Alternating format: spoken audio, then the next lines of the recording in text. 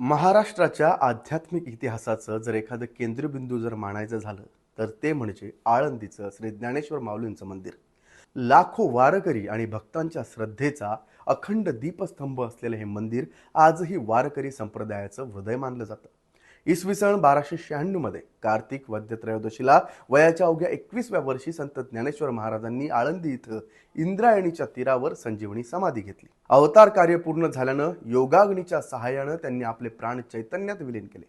माऊलींनी वयाच्या अवघ्या 16व्या वर्षी ज्ञानेश्वरी सारखा अमर ग्रंथ लिहिला, जो भगवद्गीतेचं सहज प्रेमळ आणि सर्वसामान्यांना समजेल असं भाषांतर आहे. पंढरपूरच्या वारीचा गाभा म्हणजे आळंदी. शेकडो मैल पायी चालत वारकरी विठ्ठल दर्शनासाठी निघतात आणि त्या प्रवासाची सुरुवातच माऊलींच्या चरणांपासून होते. पाचांसहित लयातीत जालिये हो, अनुसरले प्रेम भक्ती काळ्या रूपासी हो. संत ज्ञानेश्वर माऊलींची समाधी ही संजीवन समाधी आहे. योगाच्या समाधीमध्ये पंचमहाभूतांपैकी पृथ्वी आणि जल हे तत्व झडून जातं आणि तो योगी वायू रूपानं अथवा तेजो रूपानं उरतो. ज्ञानेश्वर माऊलींनी मात्र आपण पंचमहाभूतांसहित लयातीत म्हणजे अमर झालो आहोत असं सांगितलंय. हे त्यांनी विठ्ठल भक्तीनं साध्य केलंय.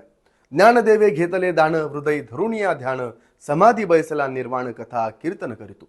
या अभंगामध्ये वर्णन केल्याप्रमाणे ज्ञानेश्वर माऊलींची समाधी ही भक्ताची समाधी आहे. समाधीमध्ये ज्ञानेश्वर माऊली कथा, कीर्तन आणि भजन करत आहेत.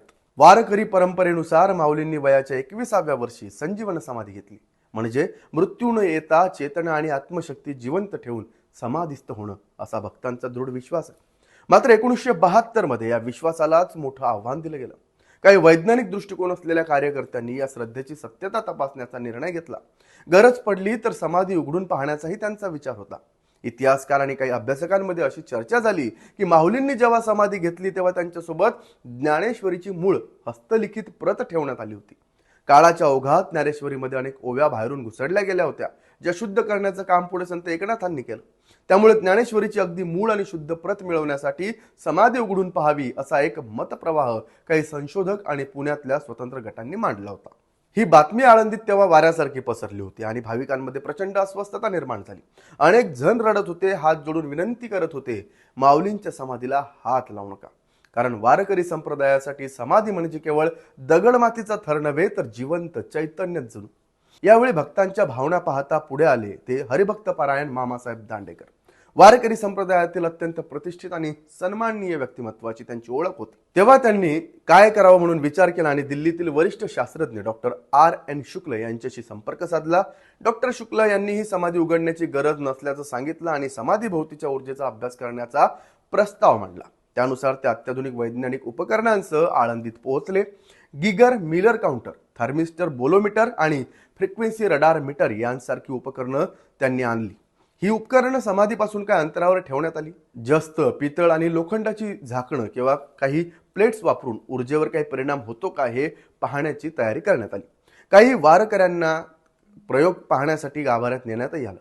मामासाहेब आणि डॉक्टर शुक्ल बाहेर आल्यानंतर प्रयोग सुरू झाला. झाकणं बदलली जात होती, त्या प्लेट्स बदलल्या जात होत्या, पण प्रत्येक वेळी मीटरवर तीच ऊर्जा, तेच व्हायब्रेशन आणि तीच रीडिंग दिसत होती.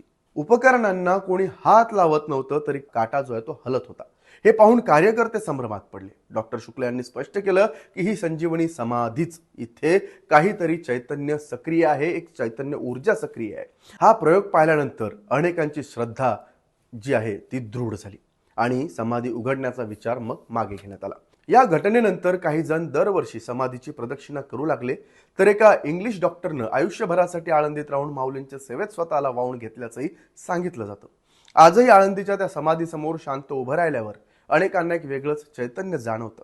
जणू काळ थांबलाय, एक अदृश्य ऊर्जा तिथं स्पंदत आहे. म्हणूनच वारकरी म्हणतात माऊलींचं चैतन्य आजही जिवंत आहे आणि त्या श्रद्धेसमोर विज्ञानालाही नम्र व्हावं लागलं, नमावं लागलं. अशी अनेक भाविकांची भावना आहे. रामकृष्ण हरी. तुमचं याबद्दल मत काय? कमेंट करून नक्की सांगा. पाहत राहा लेट्स अप मराठी.